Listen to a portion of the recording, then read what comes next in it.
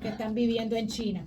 Yo me rehúso a vivir con miedo, ¿ok? Pero sí tenemos que estar informados de las cosas que podemos hacer, porque al final del día estamos en enero, diciembre, enero, febrero, que es época de influencias, época de gripes, de catarro, y hay una cantidad de personas alrededor mío que están, tú sabes, sniffing, tomando remedios, así eso. Es normal, es normal. La influenza siempre la hemos tenido, no es nada nuevo, pero hay que cuidarse. Y sobre todo, alimentándose bien, teniendo una buena salud, pues podemos contrarrestar cuando nos coja un catarro, ¿no? Esta semana se ha encendido, en las últimas semanas se ha encendido la alarma en el ámbito de salud pública debido al primer fallecimiento en Estados Unidos relacionado con la gripe aviar H5N1. El caso ocurrió en Luisiana, donde un paciente de 65 años con condiciones médicas subyacentes, hago ese énfasis ahí y lo hicimos en nuestros titulares, mi equipo de producción siempre al tanto de todo lo que está pasando, lo puso en ese titular, con condiciones médicas subyacentes, contrajo el virus tras estar expuesto a aves de corral y silvestres. Este evento ha puesto en relieve las preocupaciones sobre las posibles mutaciones del virus. Según los Centros para el Control y la Prevención de Enfermedades, identificaron cambios en el gen de la hemaglutinina del virus que surgieron durante su replicación en el paciente. Aunque no se ha detectado transmisión del virus entre humanos, me lo acaba de decir el doctor acá hace unos minutos, los expertos advierten que las mutaciones observadas podrían ser un indicador de mayor riesgo si éstas se consolidan en etapas tempranas de infección o en huéspedes animales.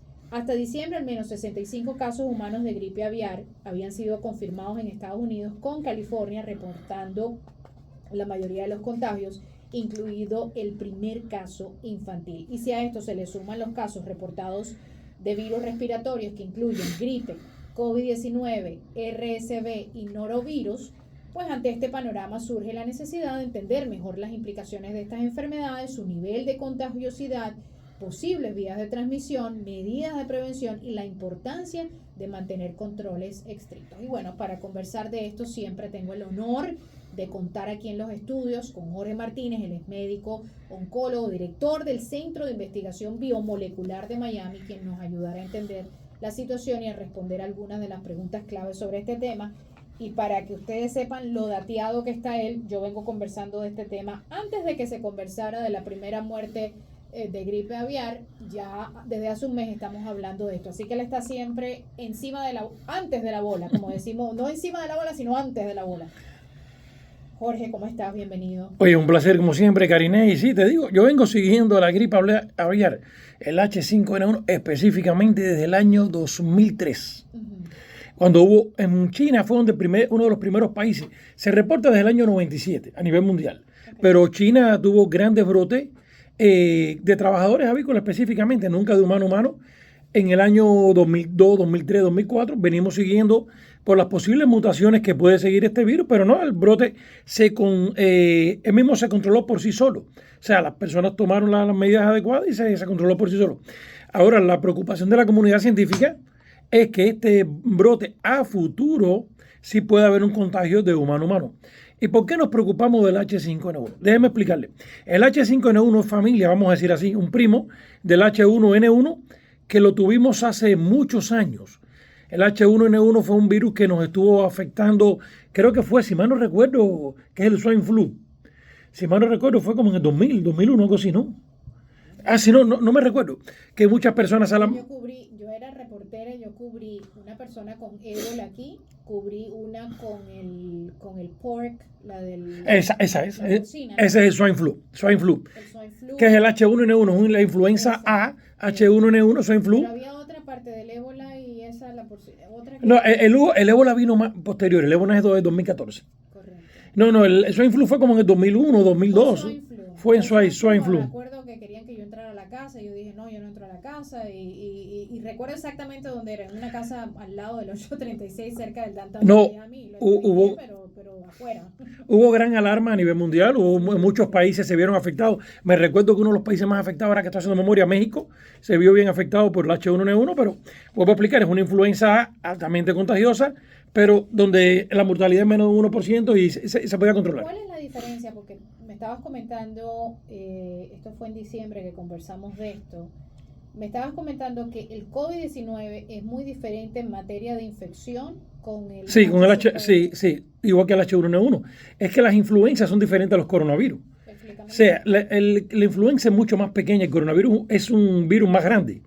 Entonces, a la hora de contagio, es un poco difícil, aunque pueden tener algunos síntomas similares. Es diferente cómo se evoluciona en el cuerpo humano y cómo ataca. Vamos a suponer, déjame explicarte un poquito. El H5N1 tiene dos cepas, una cepa más agresiva y una cepa menos agresiva. La que estamos viendo ahora es la cepa menos agresiva del H5N1. De hecho, esa es la que los animales pueden vivir con ella. Muchas veces no manifiestan ni síntomas. Y cuando hablo de animales, me voy a referir que está en las aves. Se ha detectado en las aves, se ha detectado en el ganado bovino y se ha detectado en los gatos. O sea, pero los síntomas son muy ligeros a veces. En los animales, sobre todo, tienen un poco de secreción en la nariz, se empiezan a toser. ¿Se puede contagiar a través Sí, de los animales? se puede contagiar a través. De hecho, los O sea, contagios. ¿de los gatos y de los perros? No, gatos es donde se ha visto. Es donde se ha visto en los gatos. Pero no. No los perros. No los perros. Y son muy poquitos casos. No es tampoco alarmante. Vuelvo a explicarte. Se ha visto más. El contagio que ha habido ahora ha sido más por productos de las aves y por producto de la leche, el dairy. Es donde se ha visto más los dairies. Es donde se ha visto más el contagio. No se ha visto ese contagio directamente por tocar un animal. A no ser el caso, mira, el caso que murió, que era una persona que tenía, sí, otras complicaciones de otras enfermedades. Y esa era mi pregunta. El COVID, yo creo, no me atrevo a decir números ahora porque tendríamos que hacer research, pero las muertes ocurrieron en su mayoría, si no casi al 100%, de gente que tenía condiciones preexistentes. Condiciones preexistentes, y mira, es que si digo lo que yo pienso, tú sabes los problemas que voy a tener. Y ahí hubo mucha negligencia en la forma de cómo se trataban los pacientes de COVID. Claro, Porque en muchos centros que tratamos COVID, no hubo un paciente muerto, no hubo un paciente ingresado, a pesar de llegar con neumonía. No, y venir con neumonías complicadas en ambos pulmones y demás, y no se murió uno solo, ni ingresó uno solo. Ya eso es otro tema, eso es otro tema. Eso es otro tema. Olvídate de eso, ya ahí entramos en otro terreno que en estos momentos me parece que el más importante es enfocarnos en esto. ¿Te preocupa que desde China llegan, yo cada vez que me llega una noticia de China, yo la tomo with a grain of salt? De China se está hablando del quad virus, como cuatrivirus, una cosa así, porque es el norovirus, el RSV. ¿Cuál es el RSV? El virus sincitial respiratorio también está... Respiratorio. El COVID-19 y entonces ahora el H5N1. No, están hablando del meta también. Es que, mira... O sea, ellos tienen 20... No. 20, pero ellos tienen una cantidad de virus allá. Y lo tenemos acá también. Y lo tenemos en todos los países. Todo está en... mira, el otro día yo me reía porque decía, los virus la tiene la media. Los virus la tiene la media. A mí me causa mucha curiosidad que los virus llegan en época electoral, en época de Trump. Los virus son anti-Trump. Pero mira, los virus han estado con los seres humanos. Los virus han estado con los seres humanos por miles de años y seguirán con nosotros. Lo que pasa es que el ser humano tiene un sistema inmune un poco deficiente, un poco susceptible a estas enfermedades, es donde el ser humano empieza a padecer estas enfermedades. Y a veces las enfermedades, los virus están con nosotros y nos ayudan a reforzar nuestro sistema inmunológico. Pero virus, familia, es como las bacterias. Es posible eliminar las bacterias, es imposible eliminar los virus. Mira, ayer yo le mandé esto a mi equipo de producción. Dice, 8 estados, incluyendo California y Nueva York, van a requerir otra vez el uso de máscaras en algunas facilities, en algunos lugares de cuidado de salud. Las máscaras, los mandatos de máscara parece que tienen un regreso a los hospitales en algunos lugares en Estados Unidos. Algunos lugares van a forzar de nuevo el uso de máscaras por miedo a la quaddemic, así le dicen en inglés. Casos de flu, COVID, RSV y norovirus hitting around 15 million cases, 15 millones de casos y 30,000 muertes. Me imagino que ese es el número de todo en la historia, ¿no? No, te explico algo, Cari, te vas a asombrar. Anualmente mueren las personas por diferentes tipos de virus, por influenza, de 30 a 40,000 casos. Okay, solo Estados Unidos. Pero esas personas que mueren casi siempre son personas con condiciones preexistentes o muy ancianos. Tienen un sistema inmunológico muy débil ya. Que, por ejemplo, nosotros. Mucho más, exactamente. Ok, entonces, No quiero entrar en el miedo y No, todas para esas nada. cosas, pero el tema de las máscaras.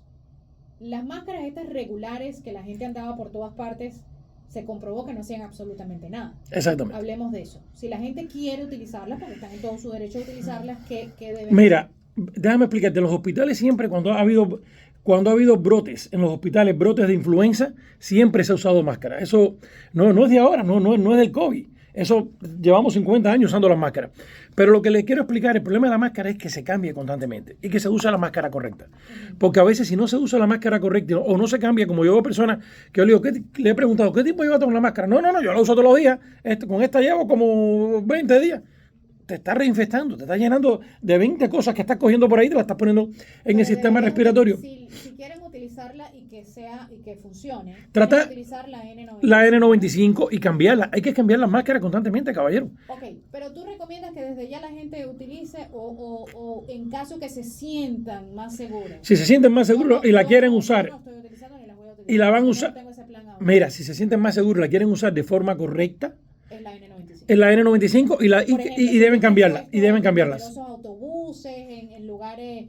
Tú hablabas algo del estornudo. Sí. Que el estornudo en materia de COVID versus H5N1 es totalmente Con diferente. influenza, pero también viajan a través de las microglotas de Fluyer. Y como el virus de la influenza es un virus mayormente respiratorio, que entra y se mantiene en pulmones, sí, es más fácil adquirirlo a través de una microgota de Fluyer, que puede salir al hablar o más al estornudar, que llega mucho más lejos, y la pueden respirar y sí pueden adquirir el virus de la influenza.